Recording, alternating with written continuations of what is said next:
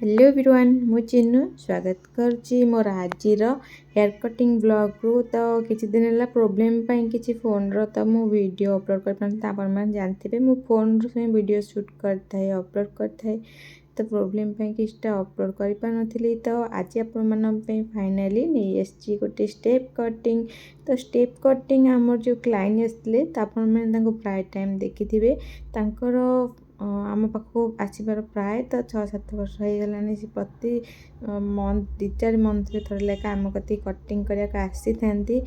Hair growth बहुत भल और सी कहती मो हाथ चुटी काटिले चुटी बहुत बढ़े आ बहुत भल भी रहे। तो से रेगुलर मो पाखे हेयर कटिंग करती क्या पाखे करती।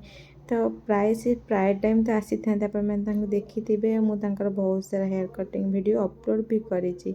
आज भी सी स्टेप कटिंग ही करने आसते हेयर रो डेंसिटी ग्रोथ बहुत ही भल मैंने देखिपे। तो सी हेयर रू कौन प्रकार लेंथ काटा चाहू ना सब सेम लेंथ रखा पसंद करती। जिते बढ़ी भी जाए से यही साइज लेंथ रे ही रखती। तो से चुट्टी छोट करा पड़ता है आज चुट्टी मूल छोट करा पड़लानी कारण अलरेडी लेंथ से टाइप थिला।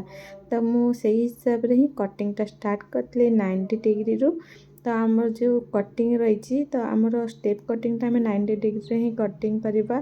फास्ट सेक्शन तो मुझे जाइए ऊपर साइड रू क्राउन एरिया सेक्शन मात्र मिक्स करनी। मिक्स करिया द्वारा आमको असुविधा कौन होता है ना हेवी हो जाता है आ फिंगर आम जो चापिकी नौचे 90 डिग्री कट करने सब हेयर एक सहित आसी न थाए। तो लेयर कटिंग तो सीटा कन्फर्मली आसिया पड़ो। तो 90 डिग्री जानी लेयर कटिंग टाइप ही हो। तो आमको ध्यान रखा अच्छी आम सेक्शन कौ टाइप करुचे सेक्शन चाहिए आम ये 6टा भी करें एपट 3टा सेपट 3टा। एक्सपीरियंस हूँ मेन जिनस जब एक्सपीरियंस ठीक अच्छे तो आम से हिसाब से ही कटिंग करता। मोर प्राय कटिंग करने अभ्यास तो हो गला से सेक्शन एमती ही करता है और मत सुविधा भी होता है। बिगनर्स मैंने भी एमती सेक्शन करेंगे बहुत सहज। डायरेक्ट लेंथ कटिंग रू आम कटिंगटा 90 डिग्री को आम हेयर को कोम करवा अलरेडी आम एक्सट्रा हेयर जहाँ रही से सब बाहरी जीव। हाँ फ्रंट जो आम कट कर हल्का हल्का हेयर आड करके नवा ना जो कटिंगटा करवा तो जानी ही पारानी। तो देख पारे मुझे 90 डिग्री कम कर एक्सट्रा हेयर जोटा सेटा ही केवल आम कटुची आ बाकी लेंथ आम जी से रोचे। आमर यदि किछटा हेयर रही भी जाऊँगी जदि आप बिजनेस अच्छे भावुँ नहीं मो हेयर खसीगला जमा भी ओरिएट हुंतुनि कारण आम जो रिचेक करवा से बाकी हेयर जहाँ भी रही जाइए सब फिनिश ही कटिज।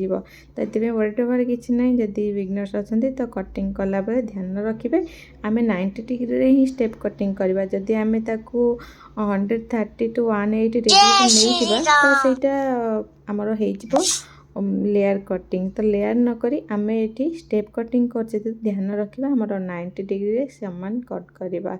तो सेम टेक्निक रे मु सेपटा पूरा लेंथटा कट कर नहीं जेहेतु सेक्शन नेला बेले टिकिटा किछिटा आमको असुविधा टिके होता है जेहेतु लॉन्ग टिके हो जाए सेक्शन गोटे सेक्शन छोट भी होता है से भी किसी असुविधा नहीं।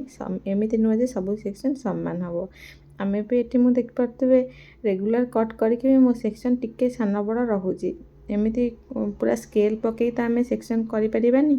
तो जमी सेक्शन आमर हो पार से हिसाब से आम सेक्शन करवा आमर पूरा हेयर को बढ़िया भाव में कट करनवा। तो कट कर टेक्निक आउ स्किल आप देखिपे केते सहज कट कर बस गोटे लाइन ही कट कर अच्छे आपको कौन जिग जैग पॉइंट भी दबार ना। जिग जैग आम जिते आम कटिंग सरी ब्लो ड्राई सर से आम हल्का जिग जैग दवा जहाँद्वारा आम कटिंग फिनिशिंग लुक भी आसी थाए और सुंदर स्टेप भी आमर क्रिएट होता है। तो प्राय तो ये कटिंग कला जिगजा दे थे जहाँद्वारा हेयर डेनसीटा आहरी कमी जाए आउ ग्रोथ भी एत जना पड़ था। कटिंग रे हेयर छोट हो जाए कारण पचे तो आउ थे पुणी रिचेक कराया पड़ी थाए से बहुत सारा असुविधा होता है। आम जेहेतु ये कौन प्रकार सेमती कम करूनी तो आमर कटिंग परफेक्टली हम। तो आम तापर फास्ट सेक्शनटा ऊपर साइड क्राउन एरिया नहीं आम खोली नहींचे बस से हेयर सहित बैक जो हेयर आम कट करते 90 डिग्री नहीं से हेयर किछटा हेयर आम मिक्स करवा बस ता सहित कट करवा मझे किछटा हेयर देखो तो या सहित से हेयर मिसुनी कारण हेयर डेनसीटी गोटे जगह कम थाए जोटिक हेयर न थाए जन जनक मुंडे समस्त सेमती प्रोब्लेम न थाए किंतु प्राय क्लाइंट थाए आजिकल हेयर फॉल प्रोब्लेम सकाशे से बहुत सारा होता है ये जगह हेयर थी से जगह हेयर नथिबो एमती ही प्रोब्लेम रही है जो हेयर कटिंग रे सीटा प्रायतः आम सेक्शन कला जना पड़ जाए सेमती किसी फ्रंट रे प्रोब्लेम थिला किंतु बाकी हेयर बहुत ही भल ग्रोथिंग हेयर रही तो आम जो सेक्शन नौ देखिए अधिका थिक नौनी कि अधिका पतला भी नौनी नॉर्मल सेक्शन जोटा कि मु आराम से मो फिंगर ताकू क्यारी करि परिबे आपन चाहिए सेक्शन और टिके छोट भी करि परिबे 3टा सेक्शन बदले 4टा भी करि परिबे प्राय चाहिए दीटा सेक्शन रे भी कटिंग हो जिवो किंतु 3टा सेक्शन ठीक से हबो कारण तांको हेयरटा ग्रोथ आप देखिए परफेक्ट ग्रोथ से रही से हिसाब से सेक्शन करी तो प्राय आम एपट साइडटा कट कर नहींचे अदर साइडटा भी आम सेंथ कट करवा कारण ताधे कटिंग आम कौन प्रकार यदि चुट करना एपट सेपट करनवा आम कटिंगटा परफेक्टली हेबनी आम ब्लो ड्राई पूरा वीडियो मैं अपलोड करछि केमिति आम पूरा हेयर को ब्लो ड्राई करवा सेटिंगटा केमिति आम दबा मु तो प्राय सेटिंग गोटे टाइप रो ही देता है कारण मत बहुत सुविधा और सहजरे भी हो जाए प्राय लोक तो सेटिंग कर भी आसी न था किंतु मु सेटिंग जो फास्ट फास्ट शिखी छोट छोट सेक्शन सहित काम करवा बहुत ही कष्ट होता है और हेवी हेवी ब्लो ड्राए ता सहित ब्रश भी धरिकी हाथ में हैंडल करा बहुत कष्ट तो मु भाभी नाई सब तो बड़ ब्रश धरवा हुए तो मो कार्डिकर हो पारे कारण मोर फिगर अनुसार मुझे क्यारी करवा दरकार पुणी तो से हिसाब से मुझे गोटे छोट ड्रायर आनी जोटा कि बहुत भल वाट तो आइकनिक बहुत ही भल रोचे से वाट तार भी तो आपण मैंने चाहिए से ड्रायरटा भी क्यारी करें बहुत ही हल्का फुल्का रोचे और ब्रश आप चाहिए 1 नंबर 2 नंबर यूज करेंगे सेमती बाध्य नुह जे आम स्टेप कटिंग करुचे आमको बाध्य आम गोटे बड़ ब्रश यूज करवा तो चलतु ये ब्लो ड्राई करना फास्ट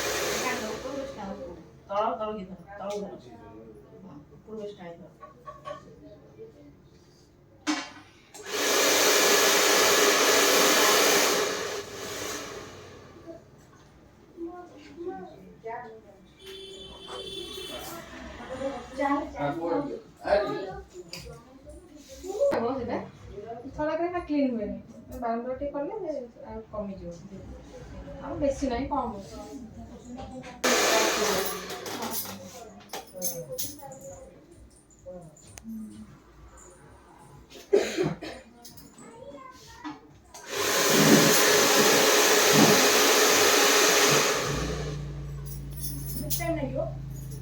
पछाड़ी कर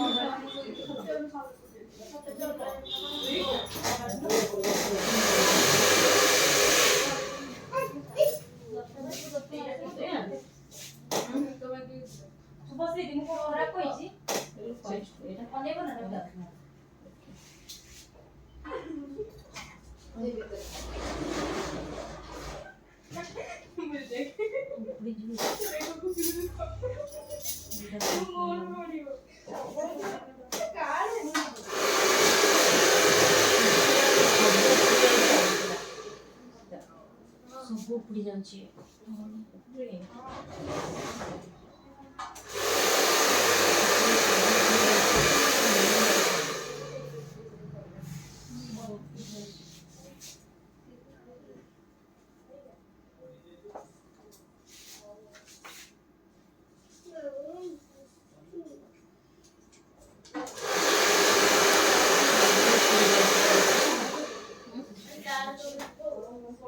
पूरा चुट्टी उपुड़ी जाଉଛି चुट्टी रखुनी।